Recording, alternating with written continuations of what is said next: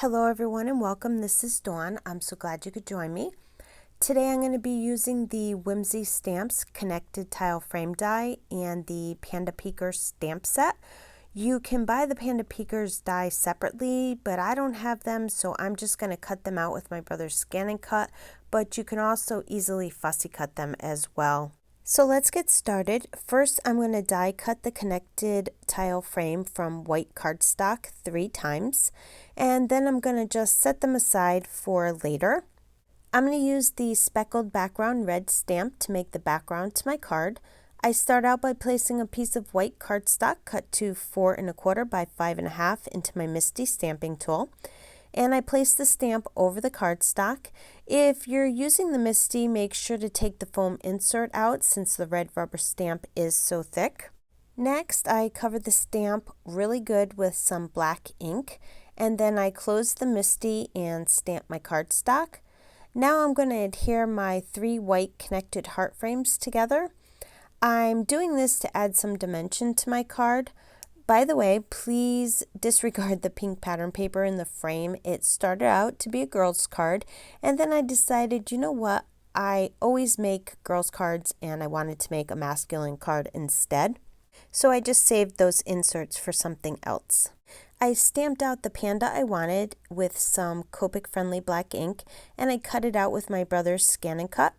Then I stamped out 3 of these balloons and the cake from the Bunny birthday stamp set, and then I die cut them out using the matching die set, but you can easily fussy cut them out as well. I colored a yellow, green, and blue balloon using my Copic markers, and then I used my white jelly roll pen to make a white line onto all the balloons. To color in the panda, I used Copic marker C7 for the inner ears and the panda's nose and the outline of the body. I colored in the rest of his body and ears around the eyes with C5 marker, just kind of blending it as I go. Then I decided I wanted his inner ears and nose to be darker, so I went back and I colored them in with the C9 marker. I colored the inside of his mouth with C3 around the edge, and then I used C1 to just blend it, and then I used R11 for his tongue. I shaded the inside of his eyes with C1 around the edge, and then number 0 to blend it all together. I colored in the rest of his body with W3 for the outer edge, and then I blended it with some W1. Here is where I start to assemble the card. I trimmed the speckled background down to 4 by 5 1/4, and I cut a piece of black cardstock to 4 1/8 by 5 3/8. I took a pair of scissors and I cut the 2 straight pieces off of the panda so it fit better inside the frame. And as I started to assemble the card, I didn't like how the white frame looked. I decided to cut another connected tile frame from black cardstock, and I thought this made it stand out much better. To make the balloons much easier to handle, I cut a little piece of scrap paper and I add some glue to it, and I adhere the balloons onto the paper. This makes it much easier to make it look like a bunch of balloons that are nice and neat looking, and you're not struggling to get them in the right place and they're not moving all around.